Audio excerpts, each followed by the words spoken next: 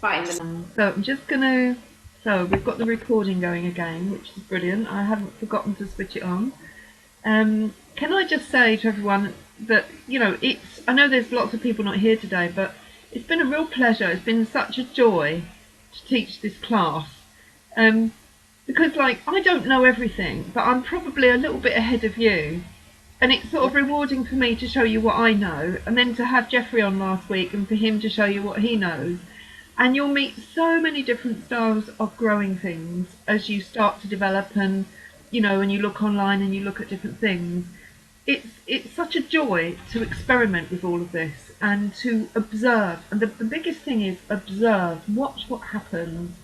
I remember this is a silly little lesson, but I remember a lesson a good few years ago, maybe 6-7 years ago, when it was late in the season. It must have been early August. It was absolutely roasting. The ground was very, very warm, because we say, you know, once the ground warms up, everything starts going. And I just threw some parsley seeds in, which, as you know, I've said on one of our other classes, I've always found really hard to germinate. I kept them watered, and within days they were up, and I had this massive, you know, patch of parsley, and I was just so pleased. And then I realised, of course, that parsley needs warmth to germinate. A lot of warmth, yeah? You can't do it like other things, just stick them in a cold frame, in a cold greenhouse. They just don't like it. They want warmth. So that's why my parsley never worked before. So I always know now, like with little plants, and you learn different things of different ways of plants here and there. So I just want to encourage you to keep experimenting, keep on experimenting with what works and what doesn't work.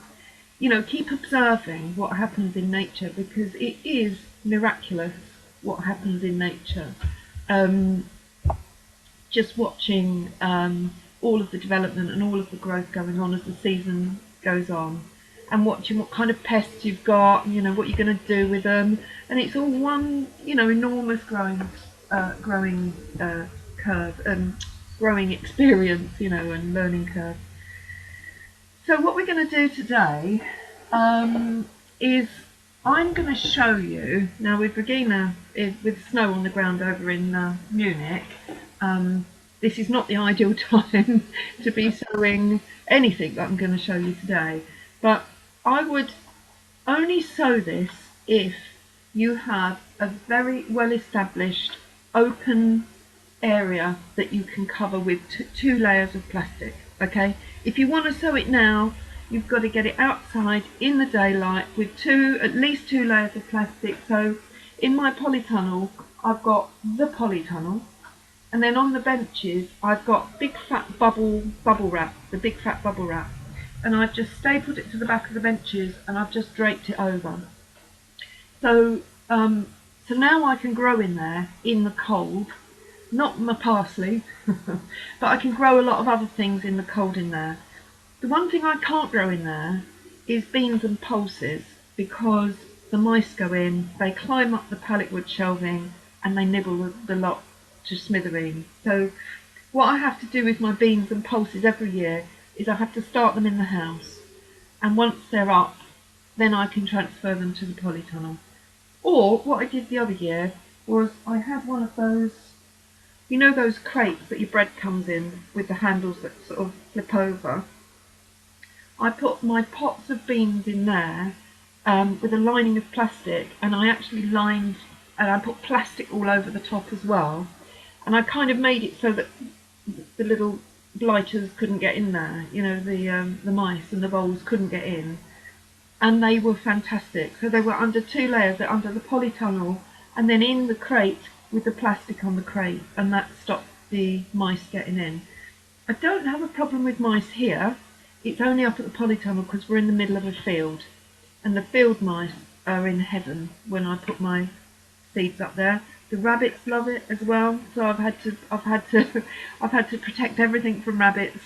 So you know, it's a different growing experience. Wherever you happen to be growing is a different growing experience. I know Charles Dowding often complains about the sparrows in his garden because they keep pecking at his beetroot, and he has to cover his beetroot every year. I haven't seen a sparrow for years, You know, my garden doesn't attract sparrows, so I don't have to worry. So every area, this is where observation, you know, is important, is because every area has a, oops, Amanda's book's coming, has a different, every area has a different way of, you know, you have to look out for different things in different ways. So, can you see me full screen, or is that, you can see me full screen, yeah? So have you got your settings on speaker view? Or gallery view? Speaker? Speaker, everyone? Because then you can see the full screen, that's better. Let me see if I can collapse this, I don't know how to collapse this end thing. Never mind. Can't think how to do it. Never mind. So what we're going to do today is we're going to look at beans, pulses and things you can grow from your kitchen cupboard. I know some of you have actually got the bug and are starting to grow things from the seeds in your cupboard, literally in the kitchen that you cook and prepare with. And I want to show you what I saved last year. Now, let me see if I can get this onto gallery view because I can't see myself very well. Here we go. So this is obviously an extra mature cheese cheddar bag, but it's brilliant for saving seeds because, yes, I am recording, thanks Josie. Well done. Oh, Nat's coming in, here she comes. Right, so last year I bought a new runner bean, and this is called Painted Lady. Let me show you. She's when she flowers, when she flowers, she does a pink-white flower, like a white flower. Normally runner beans are red flowers, but this is a white one. She's very beautiful. But I learnt last year from growing her that she needs to be picked young. So you pick the beans when they're quite young. And you'll learn this as the years go by. You know, if you let runner beans stay on the plant too long, you get all the strings up and down the side. And especially later in the season when, you know, when they get a bit leggy.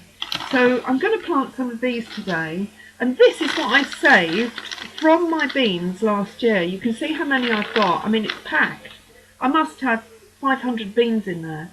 So that would have been from maybe, let's guess, 20 plants, maybe 30 plants have produced at least 500 seeds. So this is how abundant nature is. And what I normally do with my seeds, I've made a potting mix today. This is just my homemade compost that I've sieved, and I've mixed it with some vermiculite. Now Caroline asked me a few weeks ago, would you put vermiculite or perlite on the top? And the only reason I'm doing it is because I've got it, and also because it helps drainage and it helps get a little bit more air around the roots, which is what they need, a little bit of, you know, so they can expand a little bit in the pot, a little bit more air. If there's not that vermiculite in, it can get a bit clumpy, and once you get them bogged in clumpiness, they tend not to root so well. So this just adds air, but you don't have to do it, okay? I'm just doing it because I'm showing you. I've got the perlite, so I might as well. So in a pot this size, you've got about a 5-inch pot there. I just take one of these beans and I just push it down quite deep. I don't know, I'm probably not going to be able to show you that very well, but I'll push this down, that might work. So I've pushed it in quite deep, yeah, probably 1.5 inches, and I'm going to put 5 in.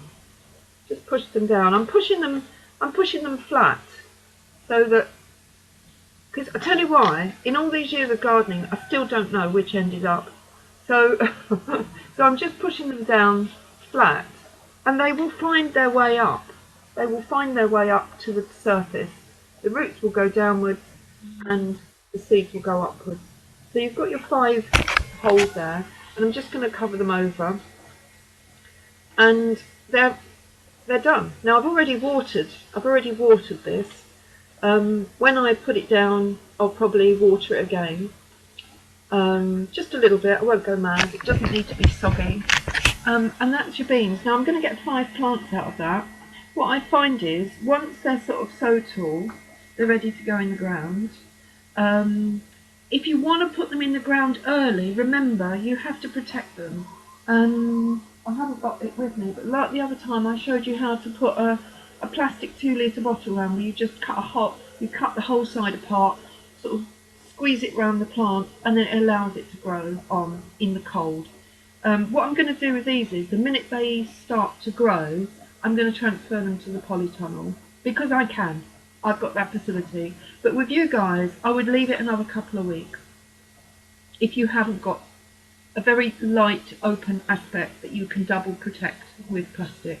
Okay, so that when they do start shooting, say, you know, they'll start shooting by early April, you're not too far ahead of the game. If you do it now, if you've not got an open aspect of double plastic, they'll go really leggy, and then you'll find that you're wasting your seed. Yeah.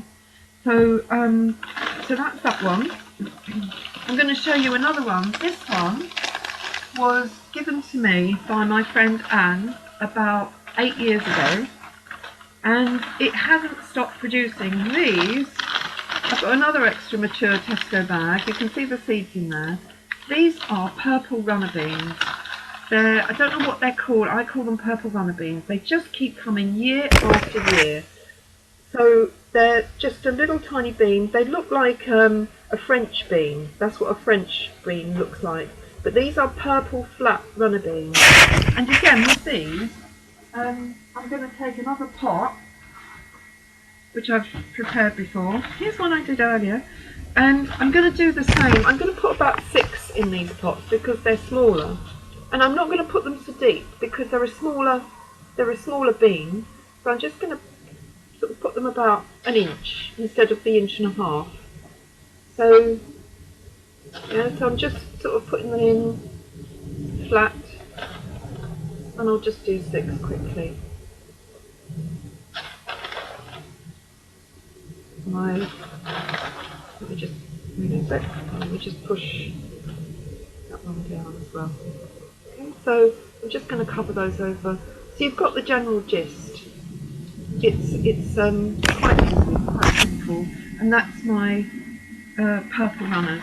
Now, did I bring them out? Oh damn, did I leave them in the kitchen? I might go in a minute. So remind me, I've got purple runners on the left. I haven't got my labels out here. Nightmare, I thought I'd brought them. I might go in a minute when we're watching the video. So my purple's on the left, my painted lady's on the right. So I'm going to show you. So these, again, you eat these really young. I can share these. I could probably send some to you, Regina, if you wanted them, but I've got so many of these over the years. I just keep saving them. You'll find you'll have everything you could possibly want off your plant, and there still will be beans that you forget and you haven't picked, and they go rotten, they go to seed. Perfect. They go all brown. That's perfect. Just pick them all off, and then in the autumn when they're all finished, just shell them, and you've got your beans ready for next year. It couldn't be simpler. And of course with beans you can cut them, top and tail them, and freeze them, and they're there all winter. So you've always got beans around. Let me show you something else. Oh yeah, here we are. This is an old style runner bean. So these are not the same painted lady, and you can see if you compare them with the other bean, the other one's that one's quite pale and quite large, and this one's a bit smaller and it's sort of brown. And I mean, that's a silly comparison really, but that's how you'll start to recognise what your plants are by the size and the shape of the seed. 2 years ago I grew chickpeas. Oh, wow. Yeah, so I just took chickpeas out the cupboard, dried, you know, from Tesco, and I grew chickpeas. So now my experience, it was the first time I'd grown them, and I've not grown them again since, but they're quite low little plants. They seem to be quite dwarf, and you seem to get 2 little buds, 2 little pods on one flower, and each of the pods only has 2 or 3 beans on it. So you don't get loads of runners like you do with this. And I haven't experimented again since, but I did because I thought, I'm going to see if I can grow these from the cupboard. Yeah, and it is amazing what you can grow from the cupboard that you would normally just stick in the pot and cook. Yeah. So when there's no food left, it's like Jack and the Beanstalk, isn't it? He put one bean in the ground, didn't he? And then he had all the riches came back to him. So it's like an analogy, isn't it? It's like a simile for what happens in life. If you treasure something that is natural, it will pay you back. Um, so I'm not going to. I mean, I could plant these again. The same principle. You just push them down in the soil. Put about 6 in a pot, and that's my purple. Once you've got them growing, the way I would transplant them, depends how well developed the root system is you take them out of the pot and they should be all caked into one pot, if you know what I mean. All the roots, you should see them in there. And I literally crack them open so that you've got, it's like a line, so that once you crack open one side, they kind of line up. Do you know what I mean? So that you're not having to handle them too much. They should just crack open and then you can just lay them in your trench. The way to prepare a bean trench is, I think I've talked about this before, dig a little trench. You can put some rotted compost or horse manure in the trench, or if you haven't done any, you haven't got any compost, anything to put in there, dig your trench a little bit deeper, put some kitchen waste in, like, peels and seeds and all kinds of rubbish that you've got from your kitchen, cover it with a little bit of soil, put your beans in, and then pack it over. The unrotted and undigested kitchen waste at the bottom will digest during the season and it will feed your beans. So there is no excuse for not growing a good bean.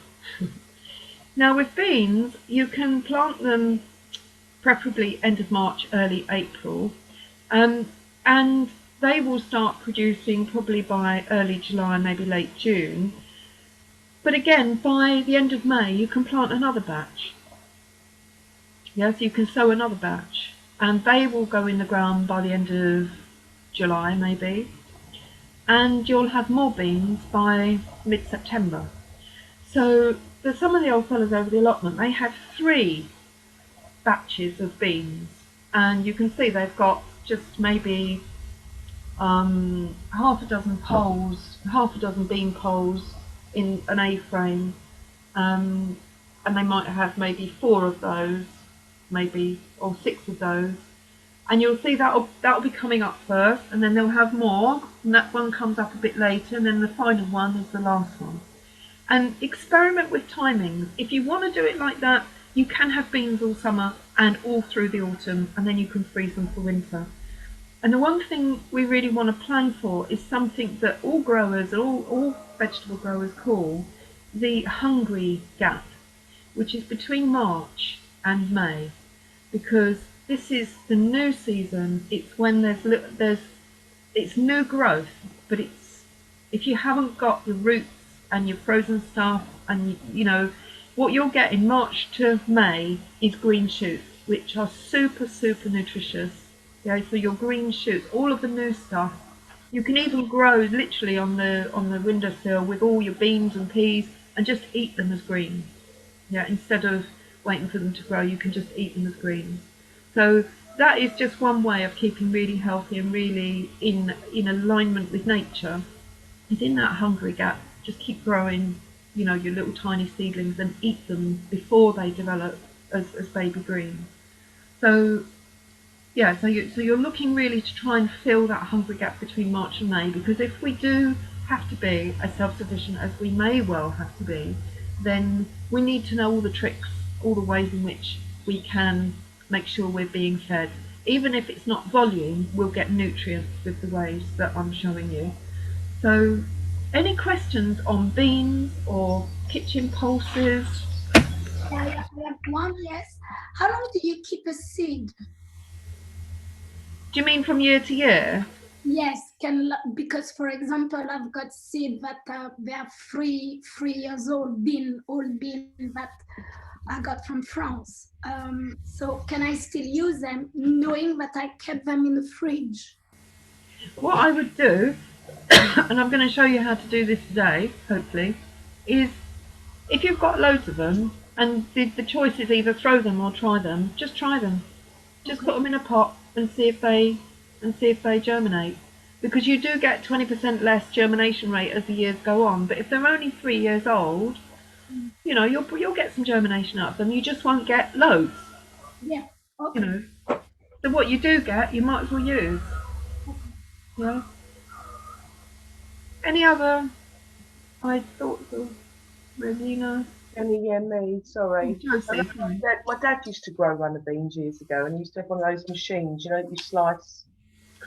We used to down there as kids, he used to stick to the kitchen work surface, and we used to have loads of fun. And then they used to blanch them and put them in the freezer. Can you do it for raw, or is it best to blanch? I don't know. I do blanch slightly, but you can do them raw. I don't know why people blanch. I think it's possibly to keep the colour. I don't know why they do it.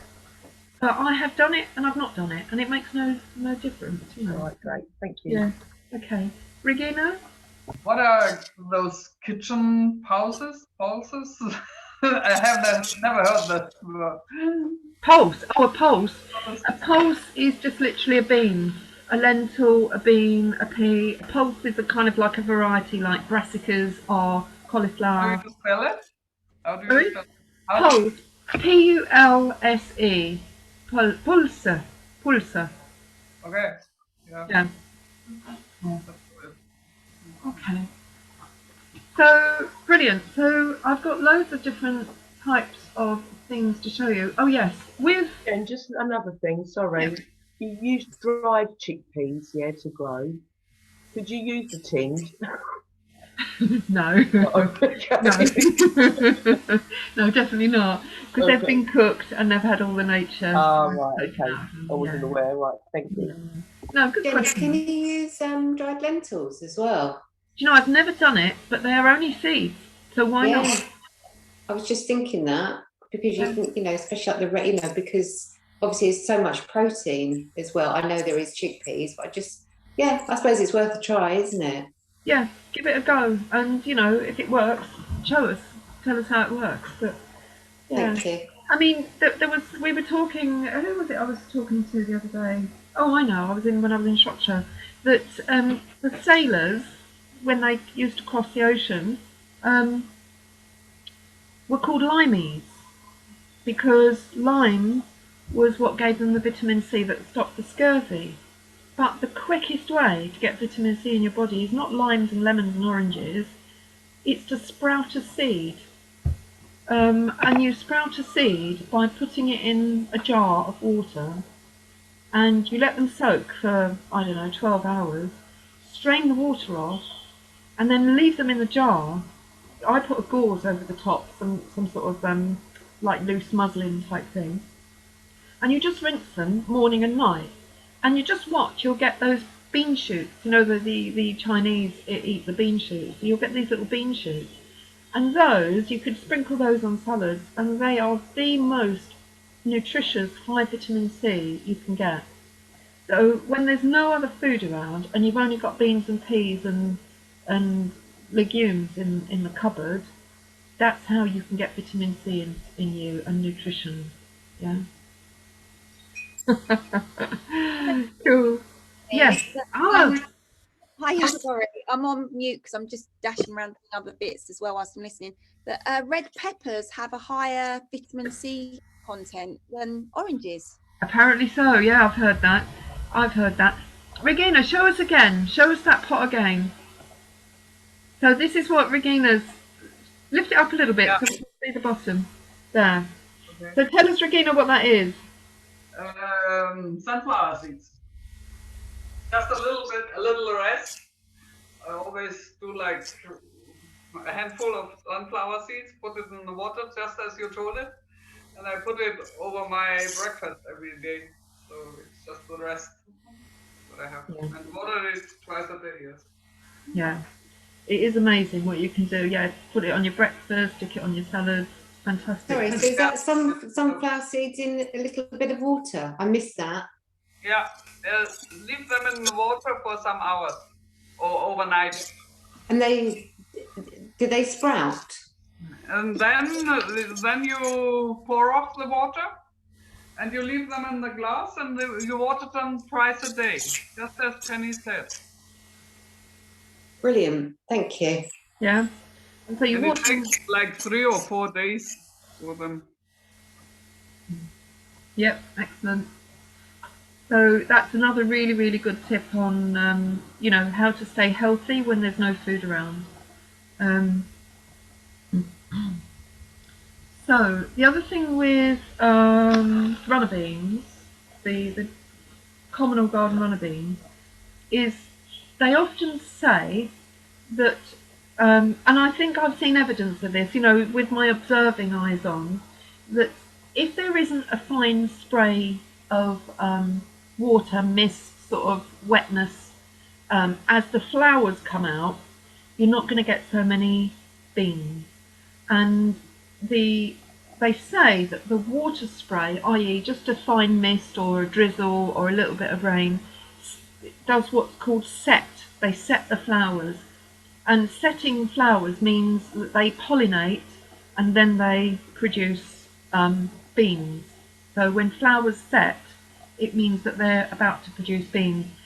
Now, apparently, obviously, the bees love them, but apparently with runner beans, it is water. And we had a very dry year, I don't know if it was last year or the year before, when my runner beans did nothing, almost nothing, and it was literally because I hadn't sprayed them.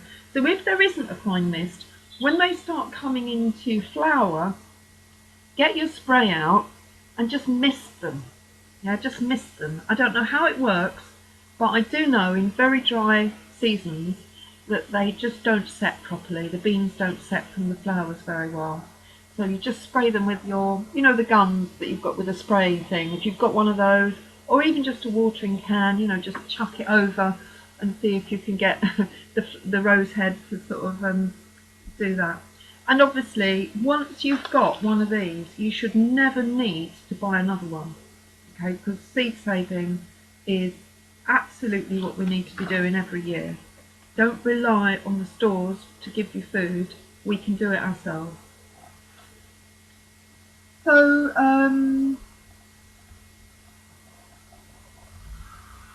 yeah. So now I'm going to show you, just trying to think which way I'm going to do this. So I've got, this is on my lesson plan: peas, pulses, cucumbers, courgettes, marrows, squashes, pumpkins. And I've got a note to self: do not sow yet. That's for you.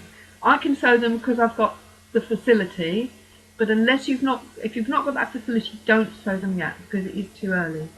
Because these things are very delicate and they don't survive cold very well at all. In fact, they just collapse.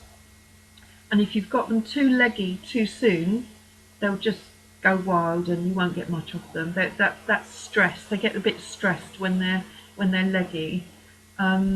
So I'm just going to have a quick look at see what I've got in terms of seed. And this is all seed I saved last year. I went to various events last summer, camping with various people, and we did some food shares and all sorts. And I managed to get off of here. Now, where is it? Somewhere. Oh, cucumbers. There we go. Cucumbers. So this was literally a cucumber that had gone to seed. Somebody had brought it, and it was quite tasty, but it had gone to seed, and it was a small cucumber. So I thought, I'm going to save those cucumber seeds, and I did. I put them in a little bit of paper, and I stuck them in the car and let them dry out on the paper. So what I'm going to do today is I'm going to plant a few of these. I'm going to get my seeds in a minute, my things. I'm going to plant a few of these, and this is how I'm going to plant them. Oh, I've got some more borlotti beans to show you as well. So I'm going to take a handful of these. They don't look terribly mature, these ones, but, and what I mean by that is they look a little bit, you can see where the where the sort of tissue is stuck to them in places. They don't look very mature, and what I mean by that is they look quite thin. Oops, they look very thin. So they may not have a kernel in the middle, because you're looking for something that has a kernel in the middle.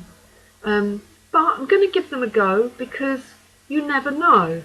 Yeah, and if you've got nothing else, let's do it. So the way I'm going to do this, I'm going to put probably 8 in this little side on the left. So I'm going to put 8. That one's got a little kernel in, that's nice. I'm just going to push them in about 1 centimetre. I'll show you in just a minute. And then at least I know that if they don't take, then, you know, I've only wasted half a tub of compost, which I could probably reuse. And before I pat those down, let me just show you them. So I don't know if you can see that, but I've just put 8 in there, about 1 centimetre, half a centimetre down, and I'm just going to cover them over, and they're ready to go, and the soil is already nice and moist. And I'm going to call those small cucumbers because they came from a small cucumber. I don't know what the variety was, it doesn't really matter what variety they are. If you've got seeds on them, then you can use them. Yeah.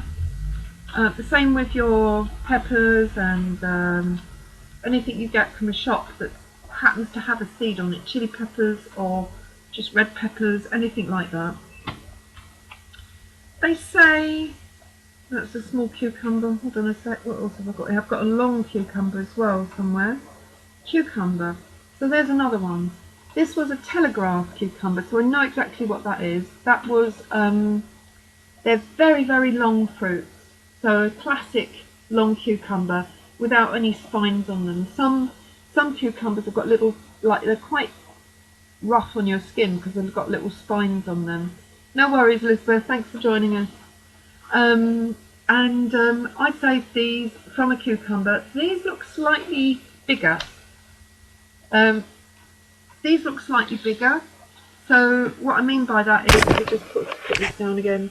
So these are, they seem more developed. They've got more body to them. They're more, they seem to have a kernel in the middle of that casing. So you probably can't see this very well, but there's a little kernel. You can see it's quite, you've got my, let me see what I'm looking at now. Can you see that? No, there. So it's a fatter seed, and it's got, it seems to have a kernel in the middle. Yeah, but again, that was literally just from a telegraph cucumber that I grew last year. And I'm going to do exactly the same treatment. I'm just going to put 8 on that side. Bloody hell, I better remember that. I might nip in a minute and get my labels because it's going to be done. So I'm just going to put 8 in. It's a bit tedious. I'm not going to do this with absolutely everything, but just giving you the idea. So I'm showing you the kind of craft of, you know, what's a viable seed? What do we do with it? Where do we get it from? When there's nothing else growing, how do we get these seeds? You know, people last year panicked like mad. Oh, where are we going to get seeds from? Well, seeds are everywhere. You know, I know Bill Gates wants to, you know, monopolise the whole world with his seed, you know, buying all the farmlands, but seeds are everywhere. I don't know how they're going to have a total inventory of everything, but that's it's impossible, because once you've got one loose seed, you're done. Okay. So on that side, again, it just looks exactly the same as the other side, but that's my small cucumber and that's my telegraph, and I've got 8 in there. Now they will grow to little sort of sprouts about so big, and once they're that big, I just tip them out and put them in a little pot to grow on a little bit bigger. Yeah. Cucumbers climb, so you can use the same treatment of climbing up a string or climbing up, you can climb them up a string or climb them up a pole. The thing is, they do need to be wrapped around manually. They do put little tendrils out, but they'll put tendrils out all over the place. and they'll cling to anything. But what you want to do is try and sort of train them up a pole or a string, and then they will just go up the pole. Okay, so that's that. Now, before I go on to something else, because I'm doing a lot of upfront at the minute, I'm going to show a video, and we're just going to sort of punctuate this, what I'm doing, while I go and get my labels, so I don't forget what the hell I've planted. That's classic me. So I'm going to show a little video. Let me just see. Jenny, have you tried peppers? Have I tried the shop? The seeds from peppers from the shop, because this is the only thing that didn't sprout up to now. It might be that they've treated them. If they're not an organic one, they might have. They were organic. They were from an organic shop. I'll see. Maybe there's something coming up. And would it be the time now for peppers to? Yeah, definitely. Peppers you can start very early if you've got the right conditions. You can start way back in January if you want, but you need to have the right conditions for them, and they've got to be very protected indoors. And when I to sow my pumpkins, when I can't put them out before May, when should I sow them? Pumpkins? Yeah. I would sow them probably mid-April. Okay. Yeah. Sorry, Jenny, peppers, Yeah. mine have come through, so I've put them into bigger pots now. Yeah. When do I put them out? Which ones are you talking about? Like bell peppers. I wouldn't put them out at all just yet. They need to be very, very warm before they go out. Okay, so don't even put them out in the daytime. If it's a warm sunny day, yes, you can do, because it will stop them going too leggy, and they will get maximum UVB, UVA, and that's what they will thrive on. And it will support them. Yes, you can do, but you've got to make sure it's very sunny, it's warm, and they're not in any danger of, you know, frostbite or... Yeah? Does that make sense, Nat? Yeah, thanks. Okay, lovely. So I'm going to show you, it's a 4-minute video. It's quite an amusing video. I've not seen this guy before. And did you want to ask something, Amanda, or was that just a wave of a hand? No, okay. So I've not seen this guy before, but he's quite amusing. And he's American, and he seems to be on it really. So let me just turn this up a little bit. Oh, it's all the way up. Here we go. That's my friend. So this is oh, I caught him. I just don't want you eating all my plants.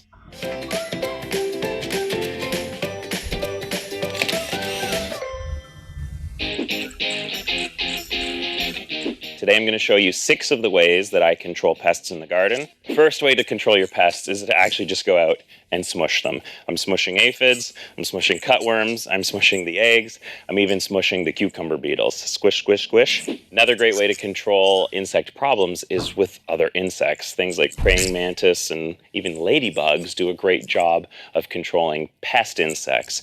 Ladybugs don't actually eat the foliage on your plants. They eat bugs. So I released approximately 1,000 ladybugs into this little habitat here. Every day I kind of notice a few of them around in the garden, but they will eat things like aphids, which is great. Some of the things we've already done are the raised bed and fencing in the areas that we know the rodents like. So one of the things that I use is a blanket, and it's marketed differently depending on where you live, but in our climate they call it a frost blanket. And I'll show you how you can use this to protect your broccoli, cauliflower, kale, Brussels sprouts, or cabbage from those guys. Those guys there, he's going to land there and try to lay an egg, which is a huge problem because there's just literally a constant flow of moths. Boom. Not so fast, my friend. So this is oh, I caught him. I just don't want you eating all my plants. There he goes. Oh, that's the worst. He's laying an egg right on the broccoli. I'm going to prevent that from happening. This is the perfect tip for broccoli or cauliflower, is that you cut a piece of your cloth. you basically can cover those heads. You can do it loose like this and tie it. So this one here I'm actually going to tie. So the moth can't lay eggs in the broccoli, which is the most important part. It keeps the head cool so it won't bolt and go to seed quickly. If you're having a million moths like we have here kind of hitting this Russian kale, you can just go over the whole thing like this, tuck it under a few of the leaves. The kale underneath here will continue to grow. It'll actually thrive because it's nice, a little bit cooler, and you'll protect it from those moths. The moths can see which one has not been protected. But you can't touch these ones. Can't touch this. If you have an aphid problem or you have a cluster of insects that are really damaging your plants, one of the best things you can do is just get out and spray them off with a hose and water. I've got this one called Angle here. It's actually a nice and even fan from about here to here. That's a nice spray. Even at that point, that's going to knock any aphids right off of your plants, but it's not going to do any damage to the leaves. That's when I'm going to take Angled, give the whole thing a spray, and try to do this early in the morning or late in the evening when you don't have the sun bearing down. So if you're noticing that you're getting a clustering problem with your insects, I suggest hit it with the hose once or twice a day for a few days, and it'll severely reduce the impact they have. And typically, if it bothers them enough, they'll just leave and they'll go and bother your neighbor's garden. I am very excited. Hey Maya, are you excited? Yeah! You want to know why we're excited? Why? We are excited because have a look at that broccoli! High five. Good stuff. Yay! Hooray! Oh my goodness. How's that for broccoli? Hold on to that. Sabrina, who cooks all kinds of stuff and tries to hide vegetables in all these different foods, I just found the secret to our kids eating healthy. Just grow it in the garden, and even if they don't like eating anything healthy, look at this. Dada. Like it's candy. Broccoli. Dada, look what I eat. You can't eat it just like that. Show Mom what you're doing. Here's, look, let me see what you did to this broccoli.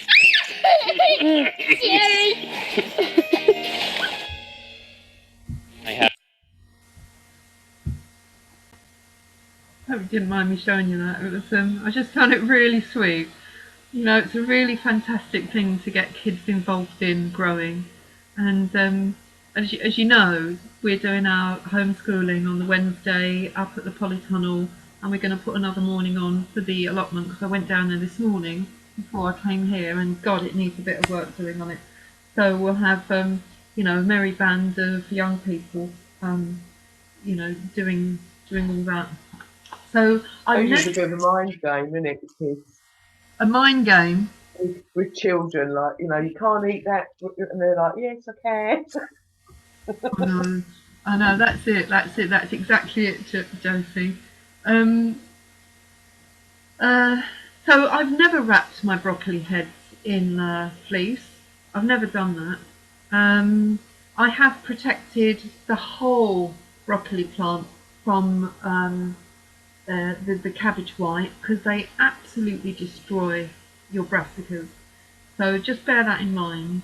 They are quite not aggressive, but annoying. You know, you spend all of these weeks and months preparing a beautiful cabbages and beautiful broccoli and cauliflower, and then suddenly, literally overnight, they're just riddled with caterpillars and they've gone, which is a devastation. So, but spraying and all of the other things that you mentioned, I've definitely used. What I'm going to show you now is when I got these last year, and these are the seeds from the crop that I got last year. So I've got the originals somewhere still, I've got a few more, but these are loofah seeds. Now at the polytunnel, they've got quite a long growing season and they need to stay quite warm, and they need to be well watered, otherwise the fruits don't get big. But your loofah is literally what you wash yourself with, you know, the sponges.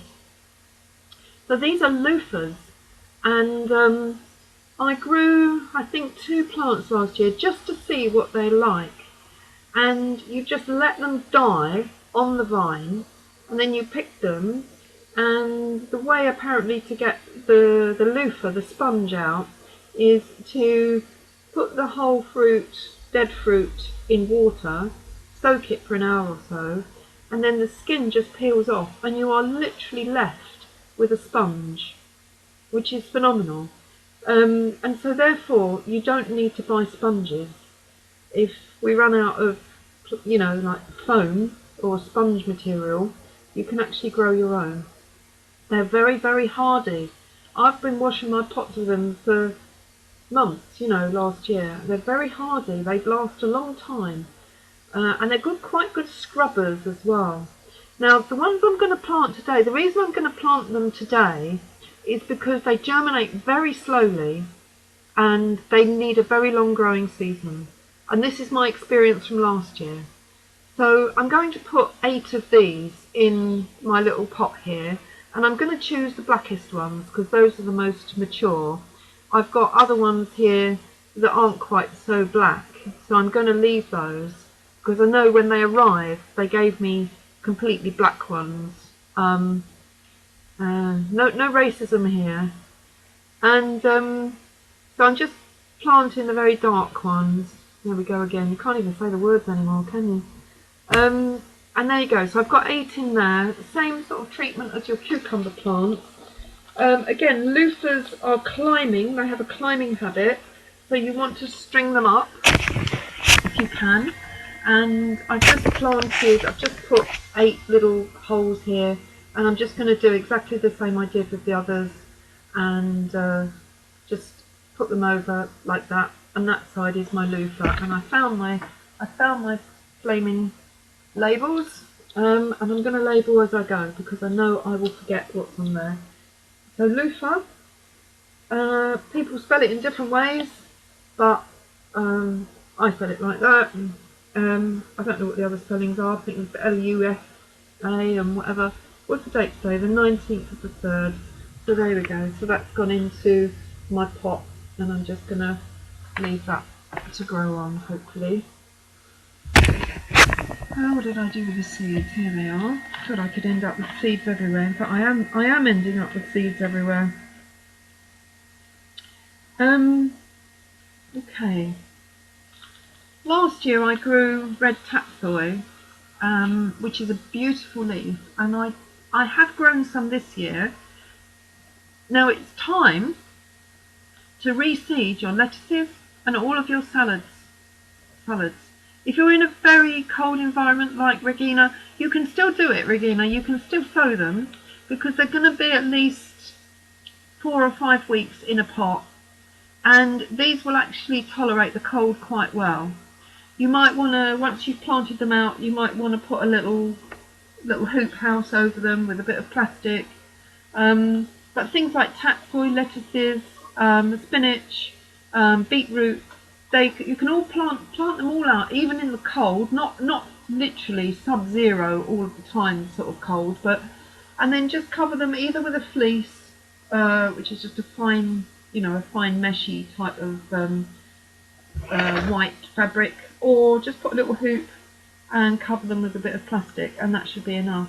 Now these all came off my plants from last year. So this big bag here, so that would have been, let's have another guess, that would have been maybe 20 or 30 plants.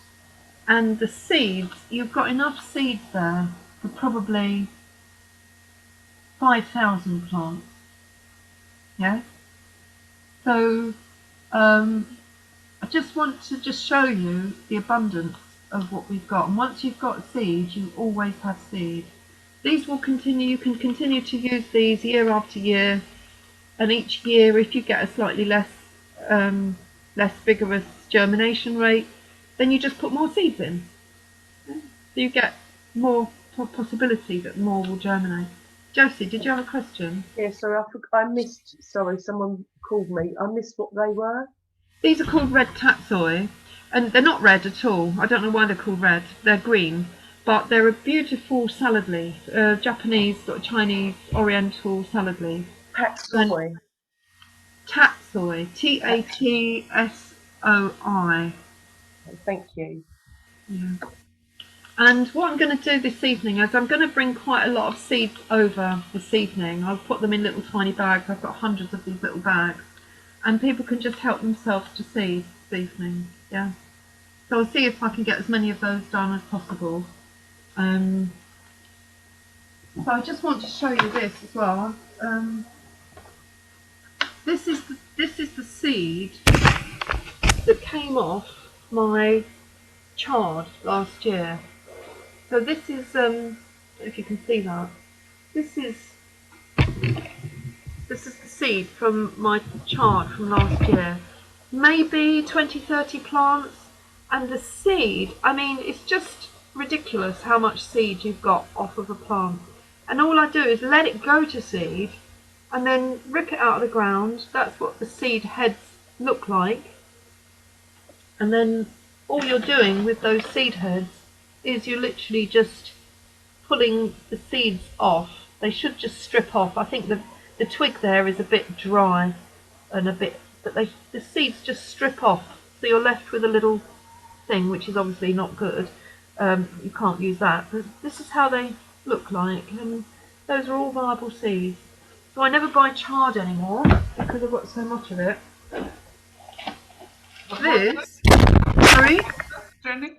What's it called? Yeah. Chard. So it's C-H-A-R-D, chard. Okay, thanks. Yeah. These are parsnips. Now look. These came off, again, maybe 20-30 plants. Okay? It took 2 years to get seed. But the thing with parsnip seed, if you don't plant them the year that they come into seed, the germination rate goes down very quickly with parsnip. So you'll still get parsnips in year 2, but you'll get less parsnips. So if anyone wants parsnip seed, this is fresh. It came off the plants last summer. Yeah, so they go straight back in the ground and they should grow again. And I've got so many of them, it's ridiculous how many I've got. And then this is again another, this is spinach. So it looks very, very similar to chard, but this is called Perpetual Spinach. So it literally comes back year after year, and the seed looks almost identical to chard. And in fact, in some way, they're the same genus. You know, they're from the same kind of roots. But the chard is very white, and the spinach is very green. You know, that's what you get, spinach. So I can make those all available, but they're so easy once you've let a couple of plants go to seed. As long as they don't put their seed inhibitors on from on high, we've got seed forever. So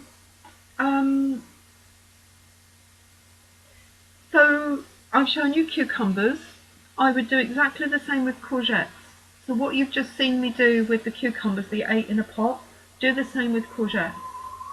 I would do the same with squashes and pumpkins. Give them the same treatment as the cucumbers. Yeah? And once they're sort of so big, they're ready to plant on, put them in a bigger pot, and then put them in the ground.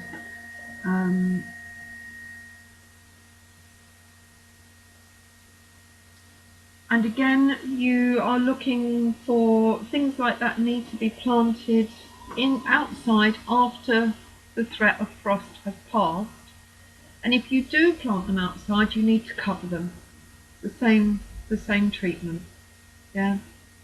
But they need warmth to germinate, they need light to germinate, and then they need lots of light so that they don't go too leggy.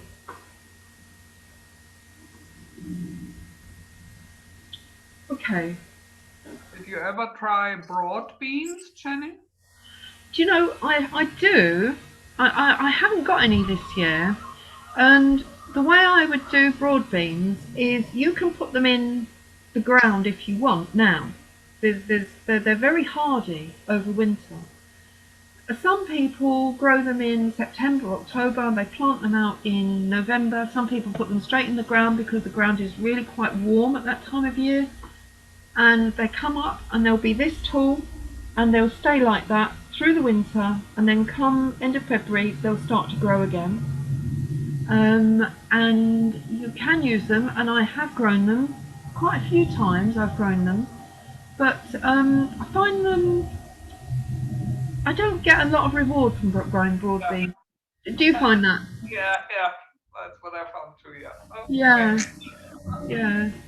So, you know, I'm not a fantastic broad green grower. I know you need to plant them. You mustn't plant them in rows. You've got to plant them in blocks because of the pollination. They're wind pollinated.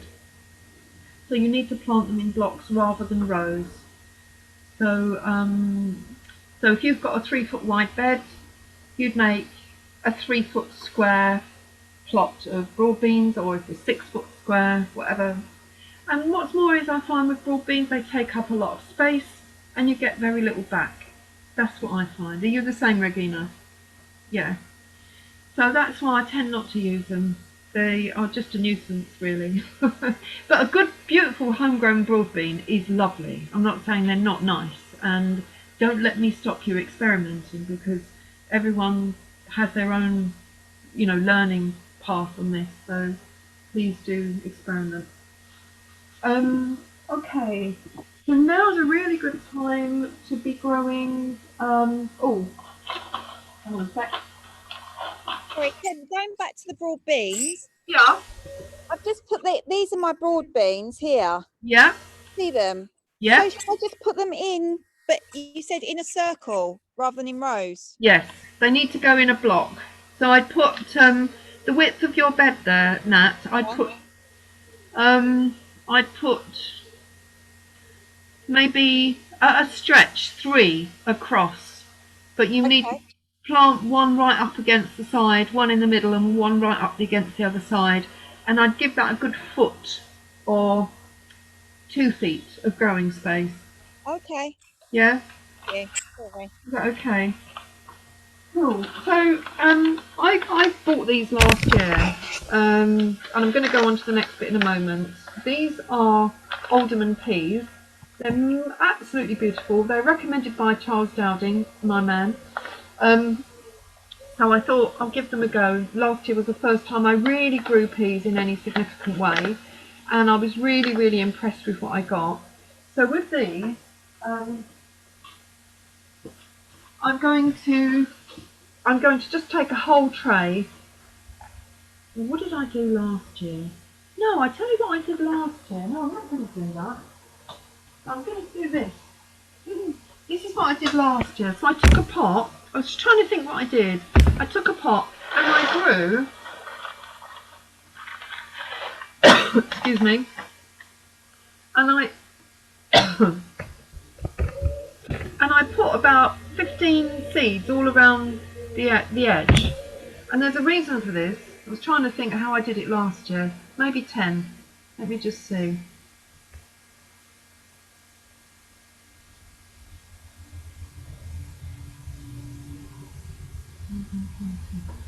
Oh, you can put more in. Let's try 11. 12. Yeah, because they won't all germinate, but they should do, really.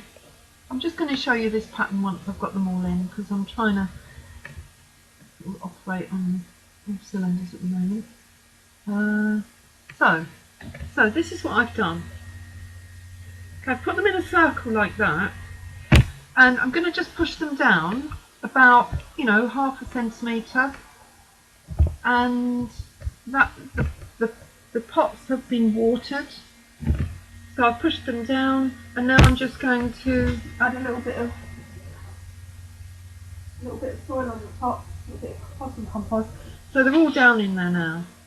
And the reason I've done it like this is because when you take it out of the pot, you can crack it open, and you've got a long line. Yeah? Does that make sense? So you've got them all on the circle on the outside. When you crack it open, you've kind of got a long line. Yeah, and then you can dig your trench. I wonder how you meant about cracking your pot open earlier. In that way. Sorry? So it makes sense now because you plant them in that way. I was thinking the way we've been planting, where we've just been scattering, thinking, how do you crack it open? Yeah. That makes sense now. Yeah. So what happens is, once you've got plenty of roots in there, obviously, you take the whole thing comes out of the pot, and then you just crack it open, yeah, and so you kind of straighten them out. And then what I normally do is I dig a trench for that, and you crack the pot open and you just lay them in the trench, and then they're all ready to go. I would transplant them when they're about so big, about 6 inches. Straight Like into that. the ground then. Straight into the ground. Once they've come up like this, they're quite cold hardy. Peas don't mind the cold too much. Obviously the mice love them, so I'm going to grow these well protected from mice.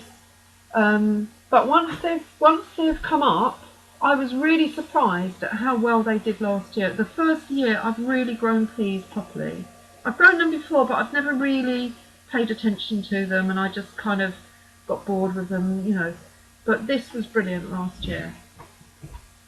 And I'm going to do several of those pots once we finish, and then because that will only go along, what, I don't know, a foot, you know, 30 centimetres.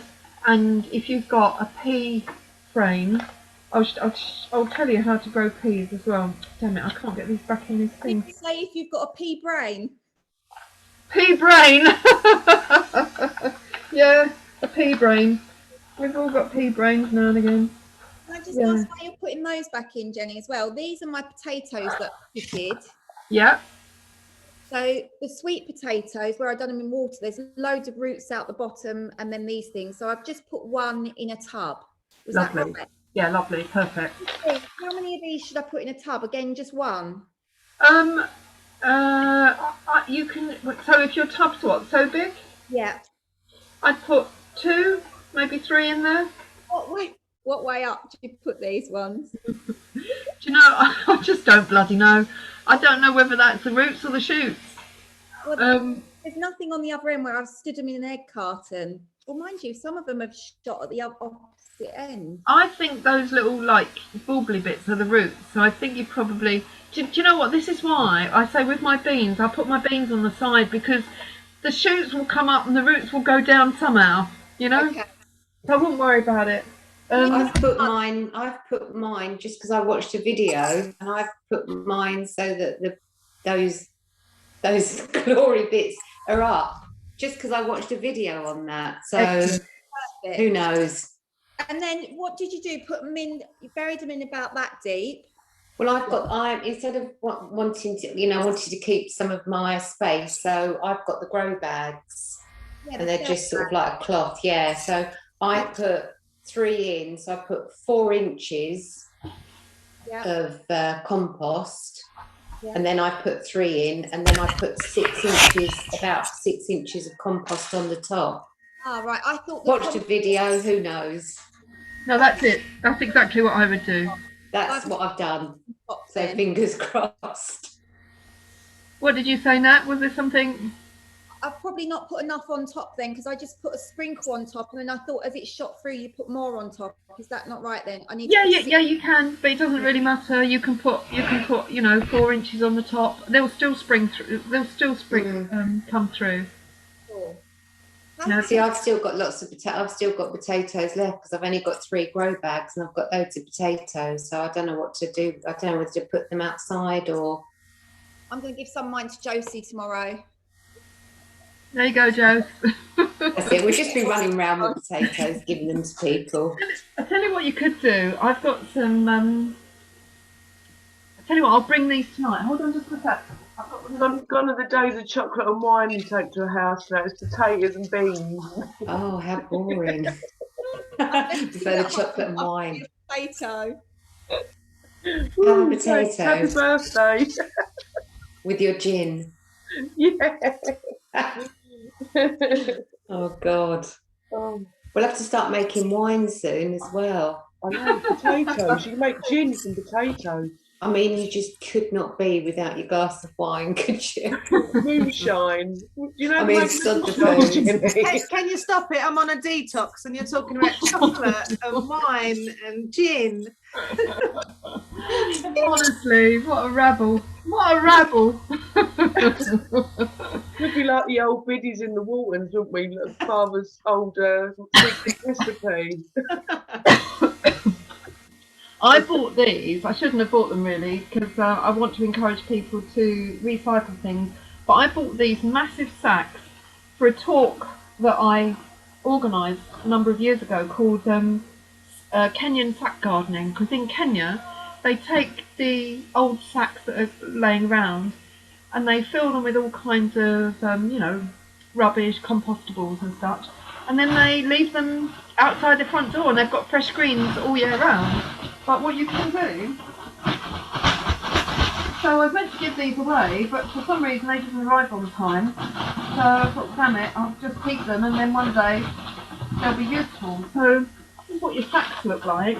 So it's like quite a big sack. I don't know if you can see that against the white, but it's quite a big looking sack. And you literally just open the sack, wind the tops down, just wind the tops down, fill them with compost, and then you've got potatoes. So if you want to just put potatoes anywhere, you can literally just have sacks all around your house if you want, and you put your potatoes in. With the Kenyans, what they do is they put their soil in the sacks, they roll the top down, and then they cut holes in the sacks, and they do them in all different types of designs, so beautiful sort of designs, and then they have greens coming out all the way down the side of the sack and out of the top. So it's just such a creative way of using a sack, you know. So anyway, I'll bring those tonight. If anyone wants to take a couple home, then feel free. Tonight I've got FOMO. Fear of missing out. We've got the campfire up at the polytunnel. Oh, lovely. Yeah. So if anyone wants When are you to come. doing that? When? What time? 6 o'clock. Right. So it won't be quite dark. So it will be dark by about 6:30, 7:15. Yeah. So, right, tomatoes. So we did a whole bunch of tomatoes a few weeks ago. Amanda's seen it, they're all growing undercover in the polytunnel, they're about that big. My friend Claudia, where are they? Oh, they're here. My friend Claudia gave me a little tiny piece of envelope with black opal tomato seeds that she saved from last year, and she said take them and see what you make of them. So these are black opal tomato seeds. So she took them from the tomatoes, and what I'm going to do is I'm going to plant them and see what happens. Now's a good time to do your next crop of tomatoes if you want. Or if you want to leave another week or two, it's not urgent. But then because you'll have early tomatoes from the ones that you've already sown, and if you leave these another week or two, you'll have later tomatoes from the next bunch. So what I'm going to do with these are called black opal. Where's my? So I'm just going to do exactly the same treatment. I'm not going to go through all of these like this, but I'm just going to do the same treatment. I'm going to put half a dozen in there. I think my birds are going mad. Actually, I've put more than half a dozen. I've probably put about 40 or so in there. That's a lot. Maybe less, maybe 30. I'm literally just going to sprinkle. You can't really see them because they're so diddly, but I'm just going to sprinkle a little tiny bit of compost on the top, and that'll do. And then label it. Obviously, I've still got some left, and that's your tomatoes done. So I don't need to show you things like that now because you're such experienced growers, seeders at least. you're getting really quite advanced now. So let me just write that down: black opal tomato. And I always put the date on so that you know what you've planted and when. Right. So I've got a couple of other videos lined up. Let me just see. Yeah, so this is a young man. I'm going to show you this this video. I've followed him since he was really just a young, maybe late teens, early 20s type guy. He looks, he's probably in his late 20s now, mid to late 20s. But I've followed him since he was quite young. He's a lovely young man, actually. Ooh, nice young man.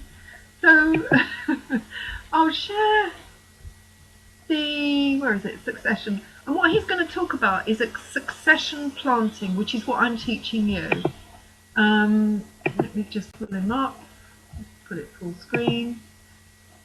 And it's an 8-minute video, so let me just play. Hello and a very warm welcome back to the garden, and this video is all about the simple guide to succession planting.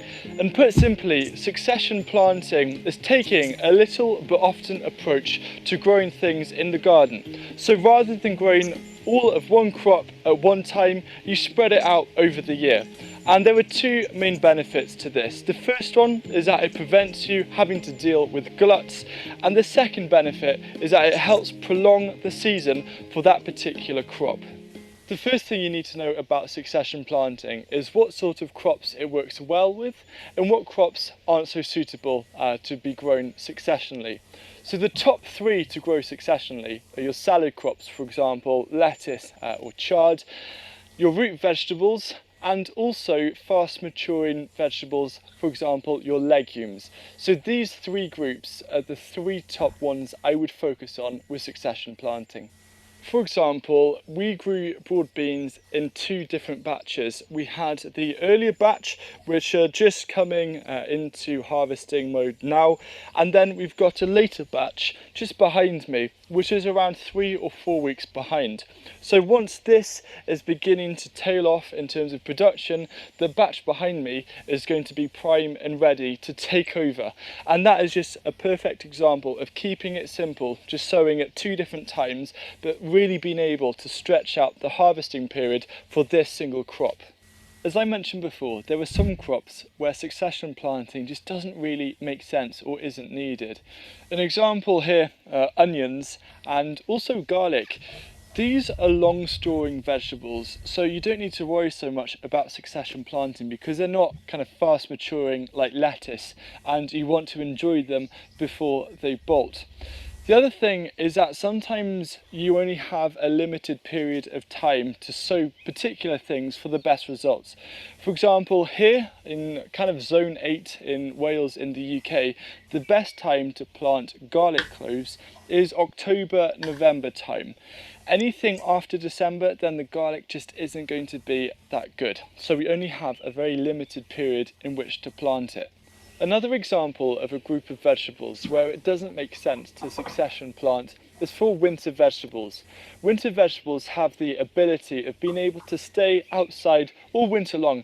For example, I've just planted out these kale, and because they can stand all winter long, there's no point trying to prolong the harvest just by growing some more kale every couple of weeks. And the same example is swede. The best time to sow swede is May, but then you can harvest those from kind of October through to March. Perhaps the most popular style of succession planting comes from potatoes. So you've got 3 different groups. You've got your first earlies, like I've got here, second earlies, and also main crop. So usually here in Wales, we start sowing and planting our first earlies from mid-March, and then our second earlies end of March, and then our main crop in April. And what that means is that it helps stagger out the harvesting. So these we can start enjoying the first earlies as new potatoes in June, but then the main crop isn't really going to be ready until late July, August. So by just splitting up the planting times and choosing different varieties, it means that we can enjoy potatoes for longer in the season. And the great thing about potatoes as well is that they store really well. The simplest method to start with succession planting is with radish and salads, where you stagger sowings every couple of weeks. So just up by the beetroot bed, I've got radish that is just beginning to come into harvest size, which is great. Now these ones, and I'll just pull one out for an example, these aren't quite ready yet. They're a little bit small. So the idea is once I finish harvesting these ones, and they will be growing more every day, these ones will then be ready. Now in between the kale, you can see I've got radish here. I've just planted a new row of radish that will be coming out within the next couple of days or so, because I did them around 4 or 5 days ago. So once I'm starting to harvest these will be developed, and in just under 2 weeks time I'll be sowing a new row of radish here. So you can see how easy it is to stagger. As that row is being sown, I'll be harvesting these will almost be ready, and I just keep on working my way down. It's as simple as that. The staggered planting of one specific crop over a set period of time is one method of succession planting, but there's another method which I actually prefer, and this is where it's succession in terms of crops, different crops. So as soon as you've harvested one crop, a new crop goes in. We've just seen the potatoes, and in around 4 weeks time, when that bed is completely clear, as soon as I've harvested the last potato, I'm going to go in and transplant these leek seedlings, because in 4 weeks time these are going to be perfect size to be transplanted. So that means I'm really utilising as much space as possible. I'm trying not to leave too many empty beds during the growing season, and it just means that I can maximise the productivity from that same area. Here's another crop that's going to be out by the end of July. It's the broad beans, and what I'm going to then transplant into this space, I think, is going to be spinach and also some more lettuce, just to make the most of being towards the end of the growing season but wanting something leading into autumn. The tricky thing is, though, trying to plan for succession planting. Once something goes out, you can then put something new in. And I found the best method to overcome that problem is by using a month-to-month planning method rather than creating an annual planting plan. So if you want to find out more about creating a month-to-month planting plan, then check out this video. And I promise you that creating a month-to-month plan is going to make your garden more productive. There is actually a third style of succession growing, and this is using intercropping and polycultures. So the idea is that you're growing a lot of different crops in the same space, but they mature at different stages. For example, you could intercrop carrots with your lettuce, and the lettuce is going to be first and the carrots are going to be second. And if you want to find out more about these two methods, there'll be links at the end of the video. A quick tip is that you can also succession plant herbs. I've got coriander here, which is just beginning to bolt, and it's going to go to seed, and that's fine. I want to save the seed from this coriander, but I can still harvest it. Now, the thing that I forgot to do this year was to start a new batch of coriander around 2 or 3 weeks ago to make up for this. So I am a little bit late. I've just started a new batch a couple of days ago, but with coriander you can spread it out, and also parsley, to start a new batch perhaps every month or so, just to keep you going.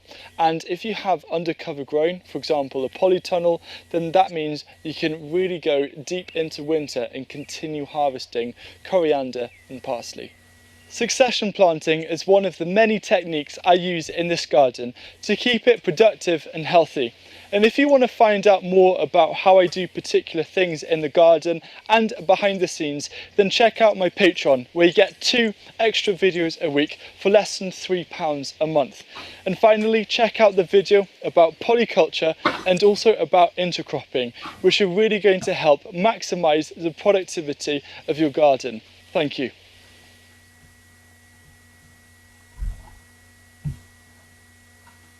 So he's a lovely young man, isn't he? When he first came around, he spoke. He still speaks very slowly.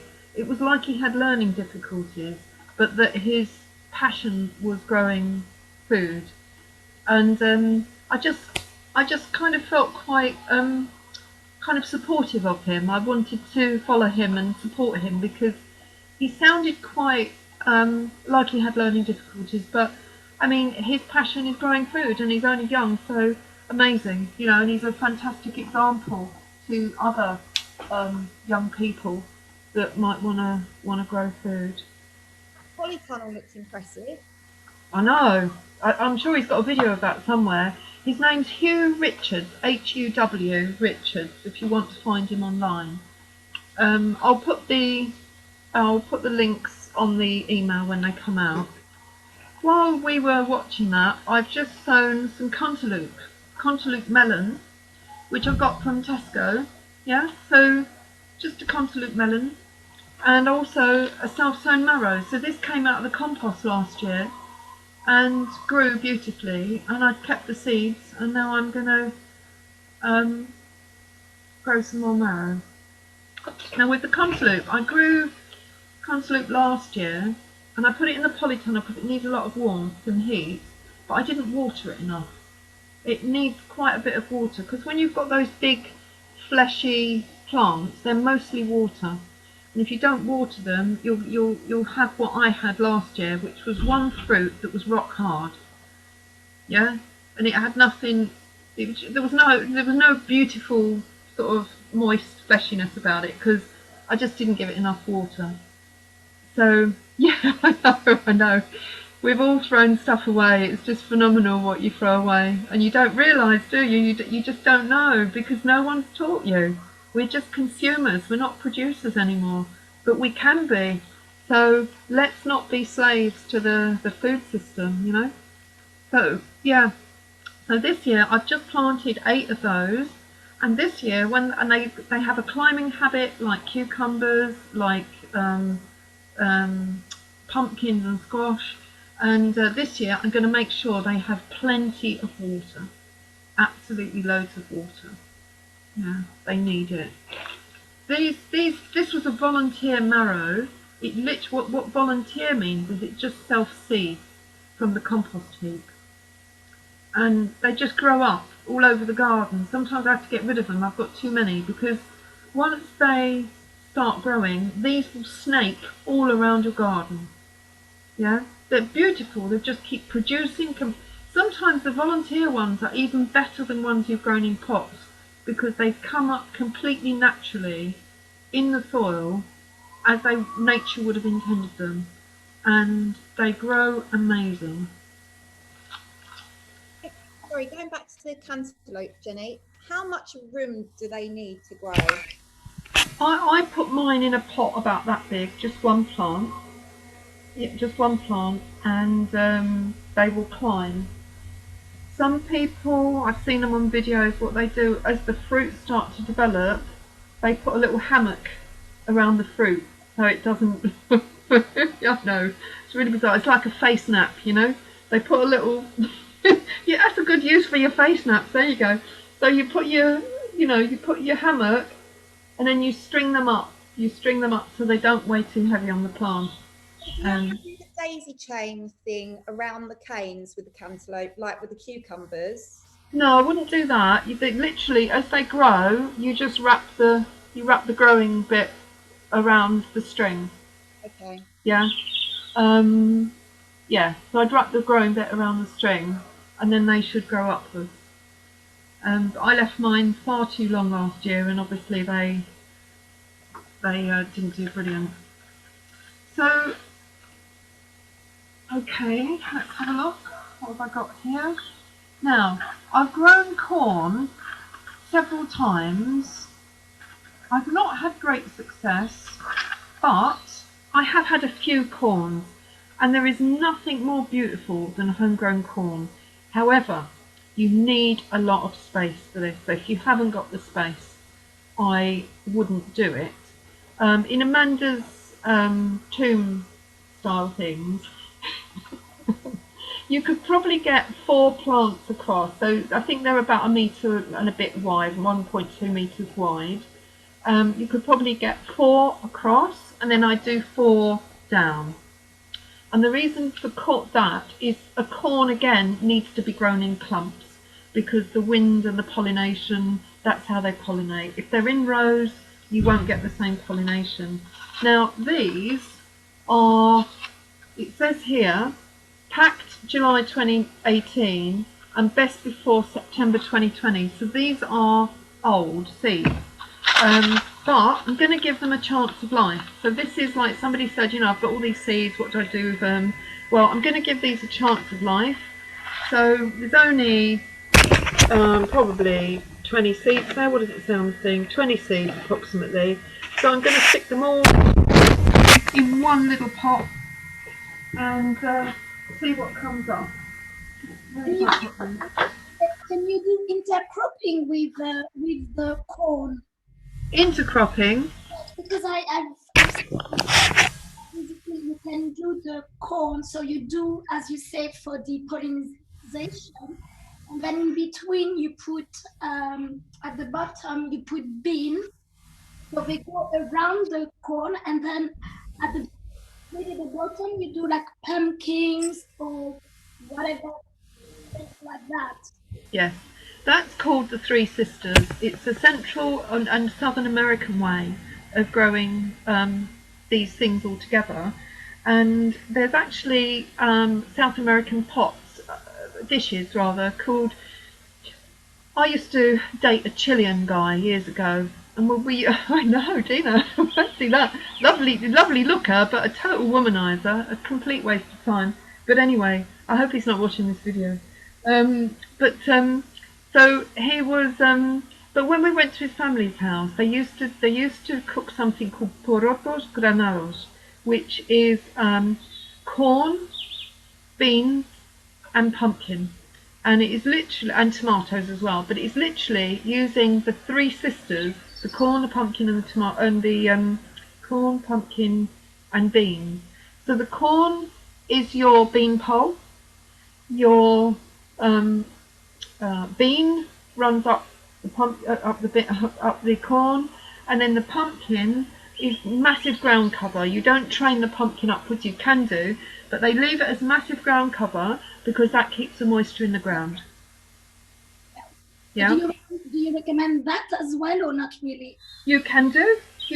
I've never done that, but I know that they do it in South America. So I thought. So I want to maximum. Well, I don't want to have, like kilos and kilos, like I can't keep, but I want to have a variety. So therefore, try. Yeah. Give it a go. Let us know how you get on, because it would literally use up, very little space, and you'd have a fantastic crop. But you need a lot of food in the ground. Obviously, it needs to have a lot of good soil.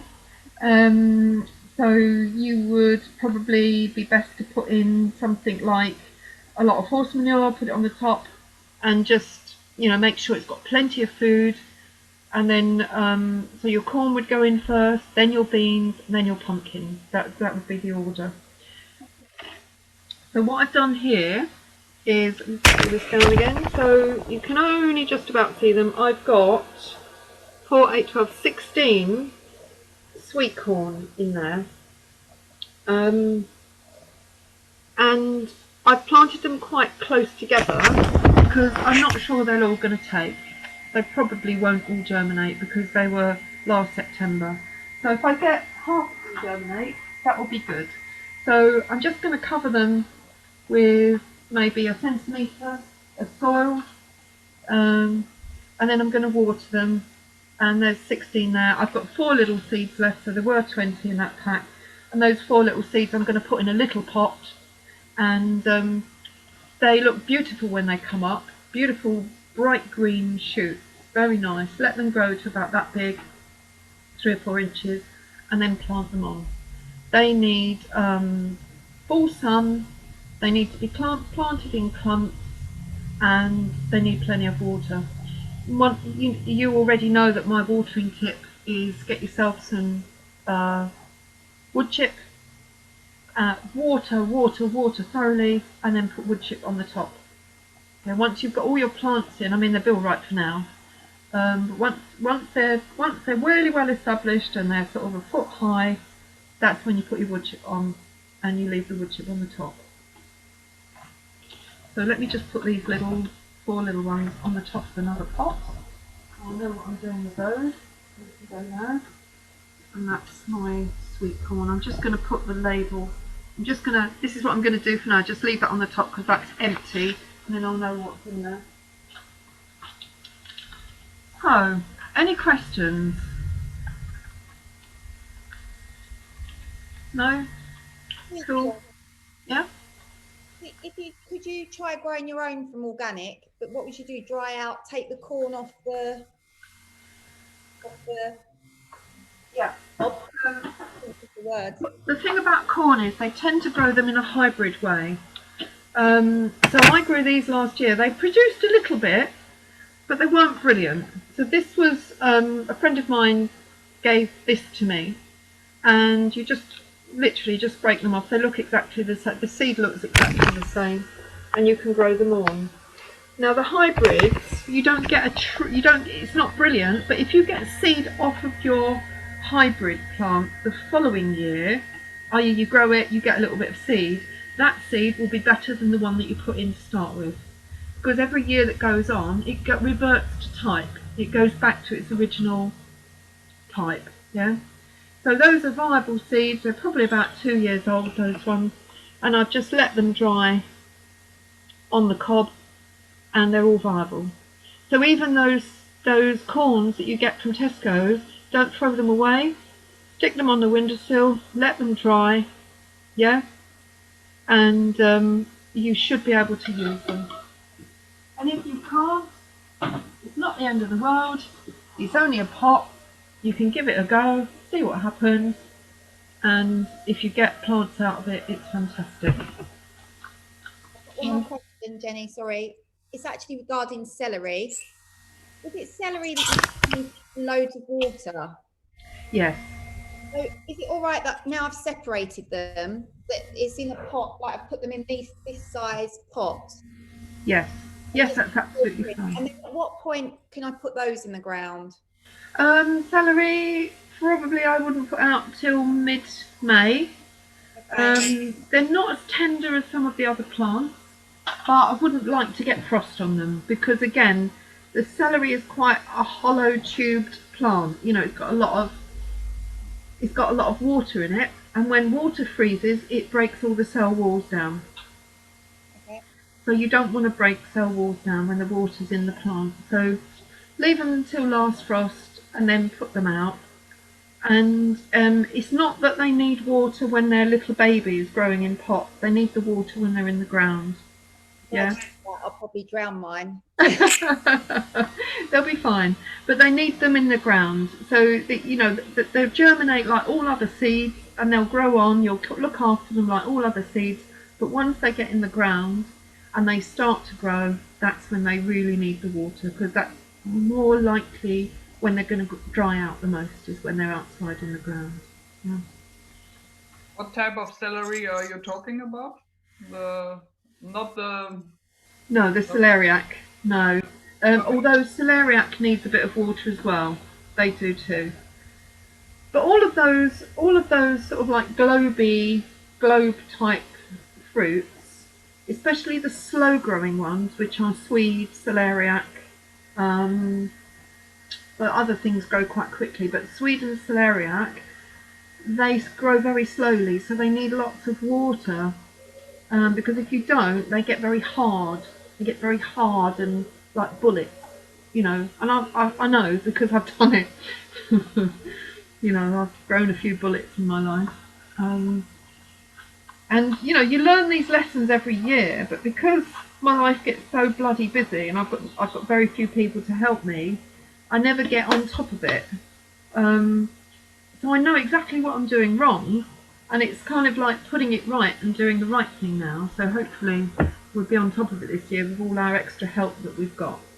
So I'm going to read a list of things out that I've planted in the last week up at the polytunnel. And you might want to get ready to take note of this list. So I've planted these in the last week in the polytunnel underneath my bubble wrap. And they are lettuce, spinach, beetroot, radishes, turnips, swede, fennel. I want to plant celeriac, but I haven't got it at the moment. Kale, mustards, salad greens, and rocket.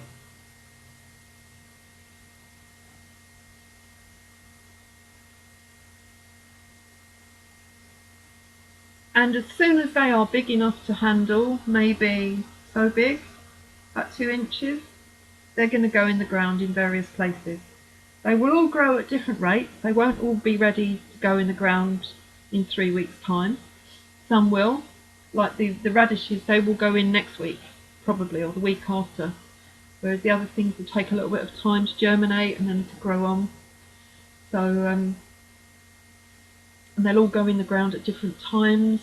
I'll be able to put them in little gaps, so little bits of intercropping. I went over to the allotments this morning. I was really devastated, and I knew it would happen. I left my cabbages, my red cabbages and my normal cabbages growing in the polytunnel. They've been in there all winter, not the polytunnel, the greenhouse. All winter they were looking beautiful, and they were as dry as a crisp because I haven't been down there for 2 weeks, and we've had beautiful sunny weather. So I've given loads and loads of water, and some of them might recover, but once they've got that bad, they're stressed, and the likelihood is if I do put them in the ground, they'll go straight to seed, because they'll think, oh my God, you know, growing conditions aren't right, quick, we'd better make sure we've got a chance of existing next year. Yeah, because when you stress a plant, they'll go straight to seed. So those things, and tomatoes, obviously, you've just seen me sow tomatoes. So I'll just run through those again quickly in case some of you didn't get them all down.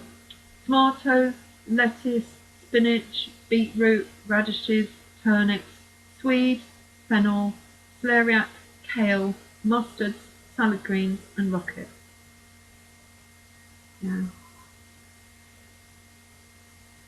And we've planted out last Wednesday when we had the home ed school there, we planted out something called Greek cress. Greek cress is a very hot peppery leaf, and I have got it somewhere but I don't know where. It's a very hot peppery leaf. It's absolutely beautiful, and we've planted that out, and we've planted some turnips out. They're very tiny, they may not do much, but we've put them in, and there will be big gaps between them where we can put little bits of rocket, little bits of radishes, little bits of things that grow quite quickly like lettuce and salad greens and things like that.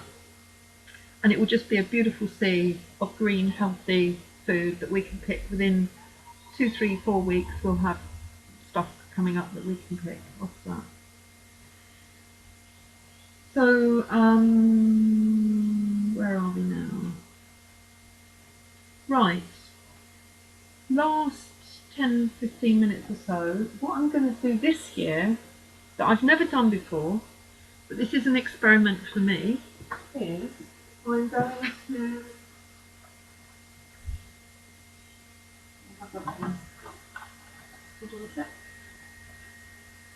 So I'm going to plant, I must do some of that as well. I'm going to plant a whole bunch of flowers and put them all over my allotments. So there's Scabiosa, I don't know if you can see some of these. Yeah, March and April is sowing indoors or outdoors. I'll sow them indoors.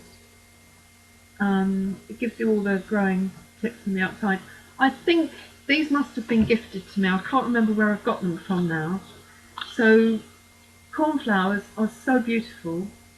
They're very beautiful. And I'm just going to sow them to attract all the pollinators in, because we've got such a lack of pollinators at the moment.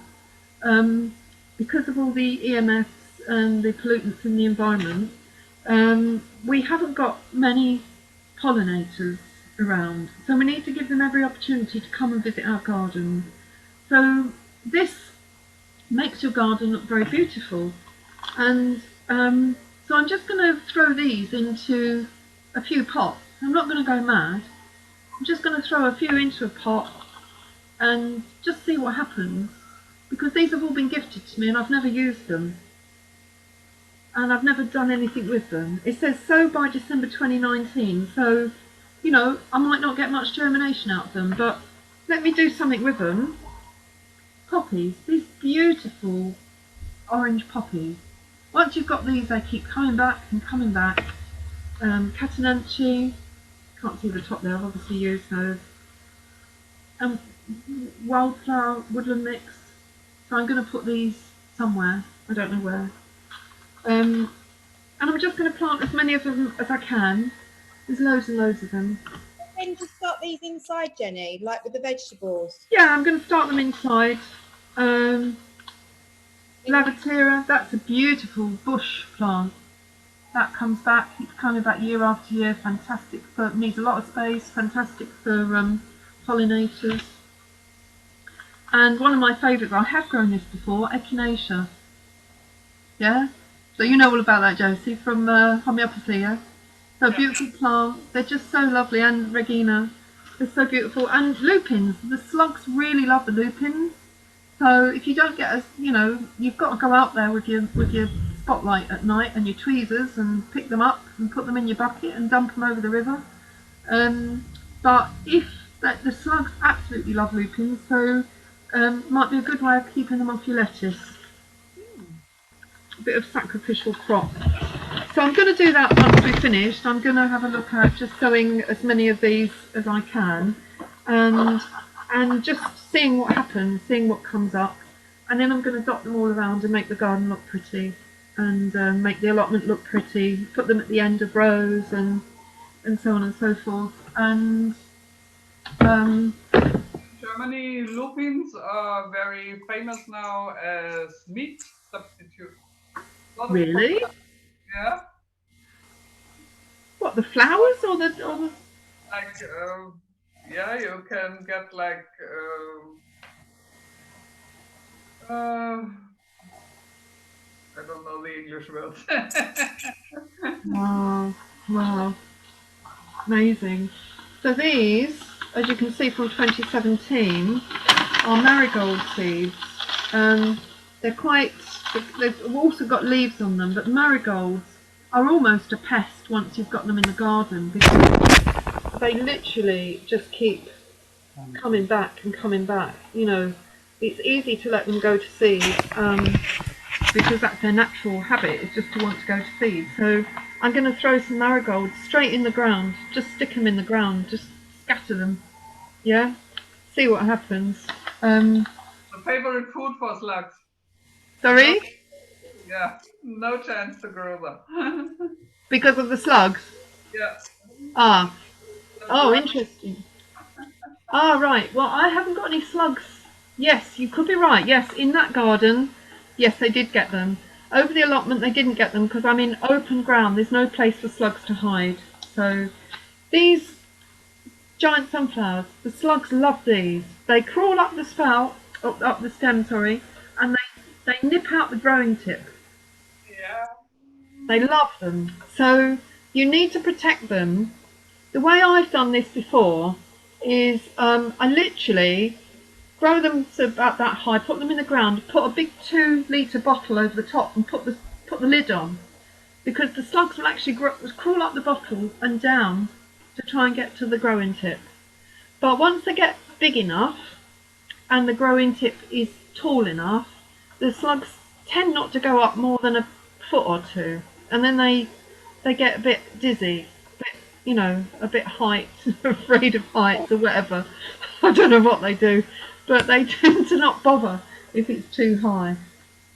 So, you know, these are beautiful things for kids to grow, as you know. And I've got loads of, last year I bought something called Nicotiana rustica, which is literally a tobacco plant, and I think I talked about that. And I had a friend, well, somebody that I got to know that was living with me to do some home jobs last year, and he dried it and smoked it because it's tobacco. He said it's not very nice, and I said, well, you know, what do you expect? And then I've got all of these sort of, they're called tagates. Marigold is tagates, or tagates, and I've got all these different varieties here, which I'm just going to see what happens, put them into pots and see what I can get from them.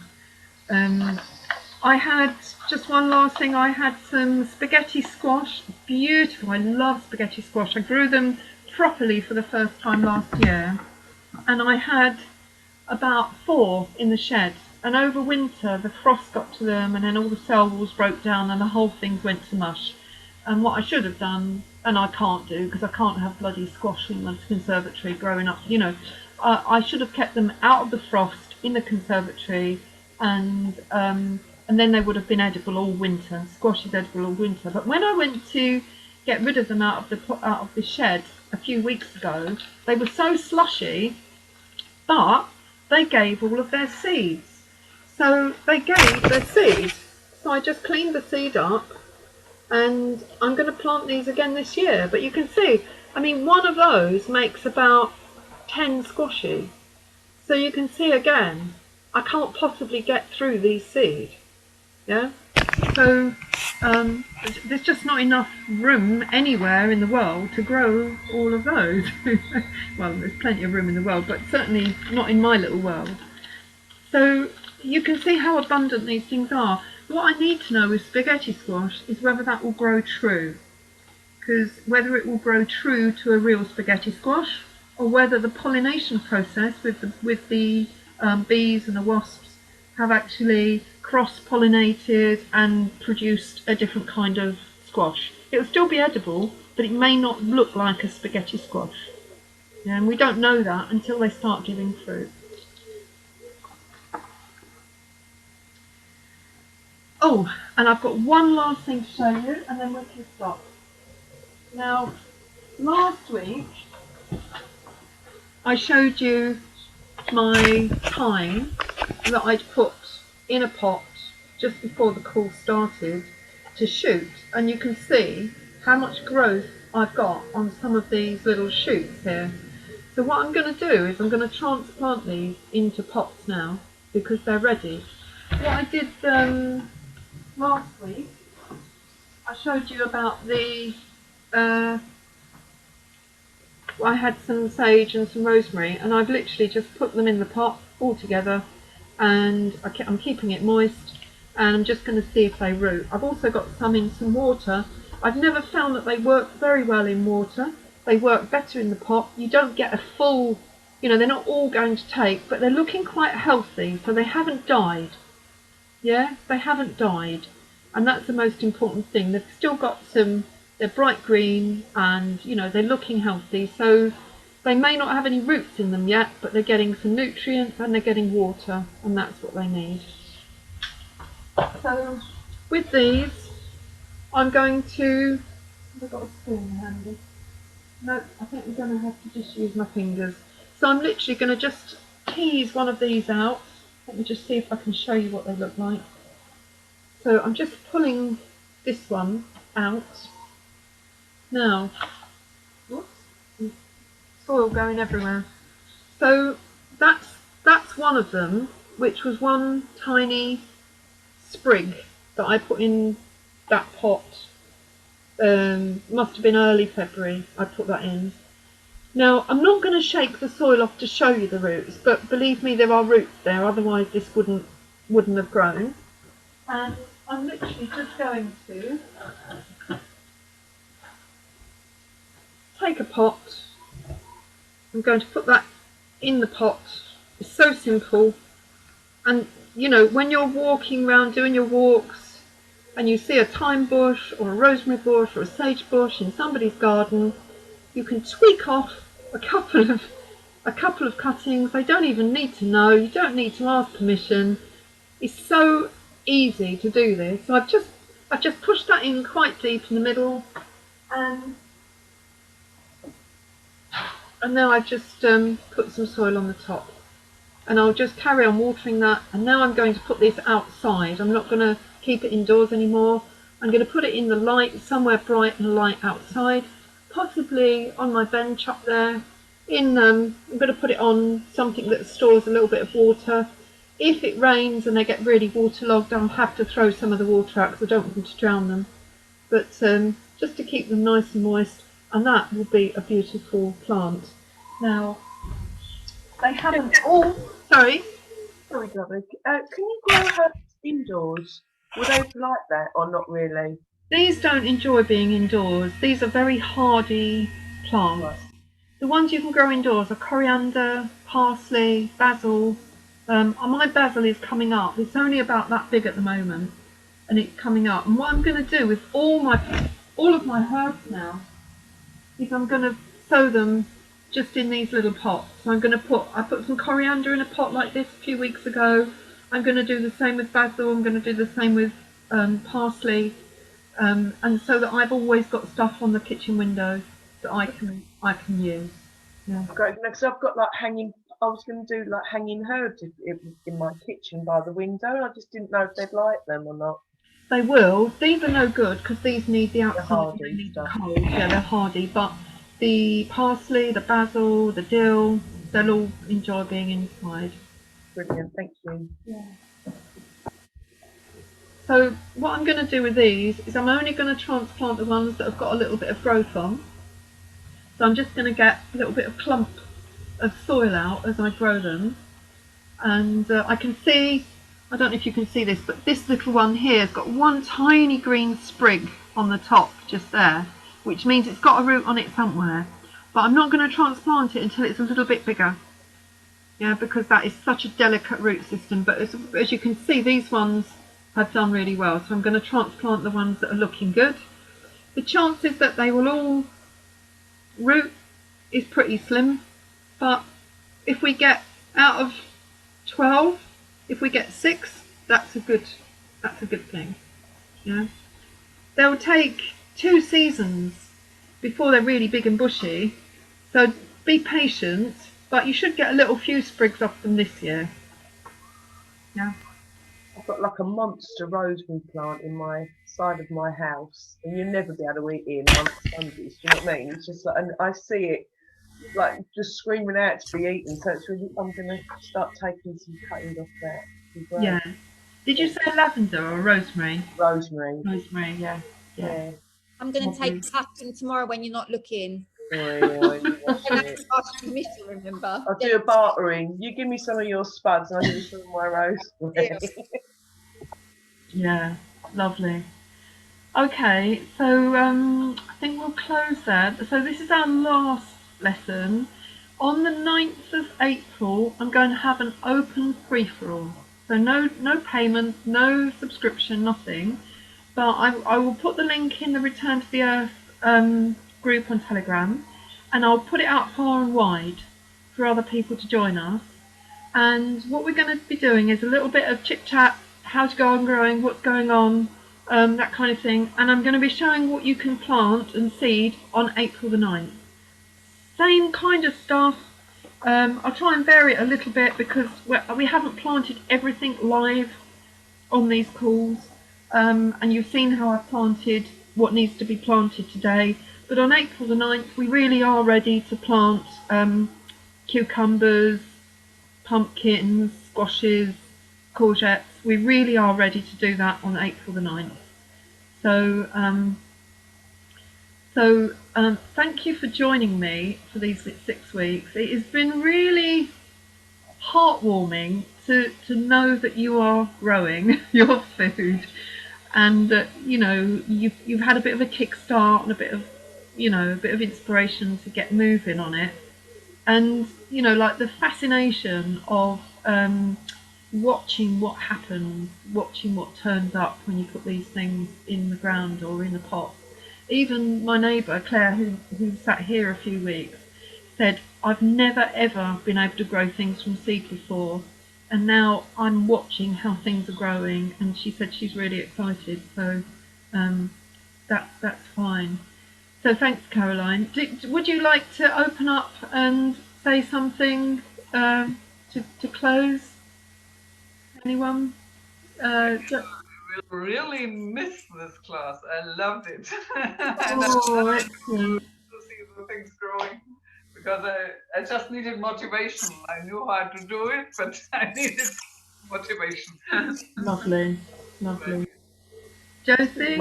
It's been amazing, Jenny. Honestly, I know I've been really slow off the mark and stuff, but it's just it's inspiring.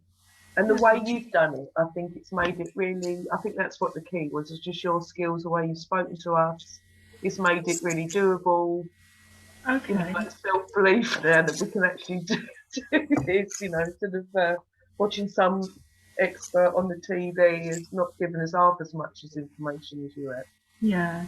Well, it's two-way, isn't it? Because you've been able to ask questions and I've been able to answer them as we go. So, Yeah, it's been amazing. Thank lovely. you. Thanks, Josie. Caroline.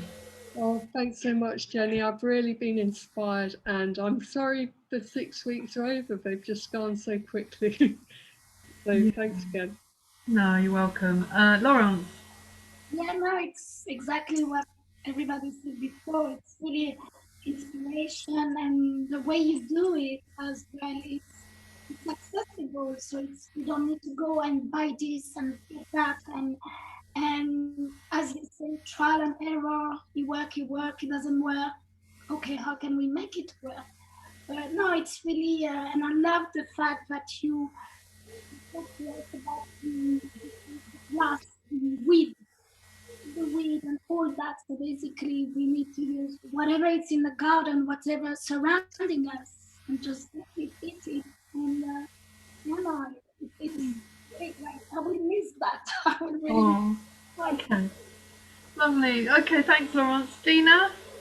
Yeah, just a huge thank you. And yeah, I can't believe 6 weeks went so quick. It doesn't seem like yesterday you were sitting there looking much colder, wearing more layers. It's a shame it's finishing. We could watch your you change every week. So thank you. Oh, you're welcome. Natalie?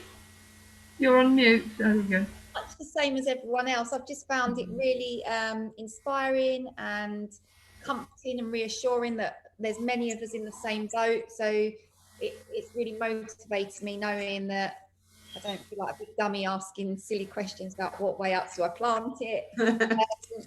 And yeah, I've just found it really inspiring and engaged. I've loved the engagement. Like Josie said, when you watch something, you don't have the ability to ask questions in real time and get real time answers. So that's just been fantastic. Yeah, I feel really grateful to you, Jenny. Really grateful. Well, you're all very welcome. On the 9th as well, a little bonus. Yeah, absolutely. And what I'll do on the 9th, if we've got loads of new people, I'm going to offer a 4-week course starting the following week. And if you want to join me on the 4-week course, you're welcome. But it's going to be a more condensed, more short course to get people growing on their next level. Yeah, so but the 9th is a complete free-for-all, and it will be great to see you again, and we can just catch up and see how you've been getting on and ask and answer any questions. Remember, we've got the Telegram group and the Return to the Earth group, so if you've got any pictures to show or share, we'd love to see them. Questions, little videos, ones that have inspired you to get moving, or whatever. Yeah. Jenny, I'm not really up with the whole social media thing, so I've got Telegram and that. What's the other place where you've posted all the videos? Brighteon.com. Brighteon. So I think I still need to. I had trouble uploading some of the videos last week to Brighteon, and I don't know why. I might have to go through and ask their admin system what's happening. But hopefully the whole course will be uploaded to there. Everything I've shown you will be uploaded. The only thing that won't be uploaded are the videos that I've shown you from the YouTube and other sources. So though all of those video references are in your emails, and I know some of you had problems finding your emails last week, Caroline, but you found them in the spam folder in the end. Yeah. So if you're not getting emails, they could well be in the spam folder, because I did try and make sure everyone was on the list when I sent them out.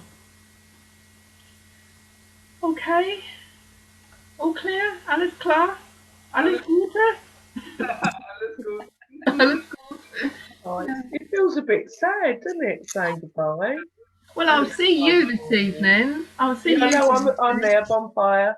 Yeah, so we're having a bonfire. Well, it's a campfire this evening up at the polytunnel. Yeah, I don't take my phone, but I'm going to give really clear instructions in the Return to the Earth group, because I want to try and keep my phone and as many phones as possible away, because it's just a sign that we're collecting and it's all pinging off the towers, and I see these groups of people. I don't think the police are using that yet, but I wouldn't like to give them any, any excuse to come up. Yeah. No. Josie, are you all right picking up a pack of the seeds that Jenny said that she's got abundance of? Was it a shard? Or, no, it wasn't shard. I've got shard. Beans. What was the one you said? Bake the runner beans. No. I've got loads. I'll bring loads of different I'll bring loads of things up, and you can take some, Josie, for that. All right, lovely. Something that you mentioned earlier that you said I'm going to take them up to the bonfire tonight. I can't remember what they were. You said Parsnips, was it? no. I think it was shard. You know, the one that you dried from last year. Yeah, I've got loads. I'll bring them all up. I've got so many. Yeah. Right. Thank you. What a pity that I'm so far away. I know, Regina. You're just gonna have to, get on your bike and come over.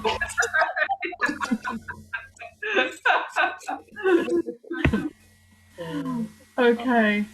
Cool, guys. Well, listen, we'll see you on the 9th.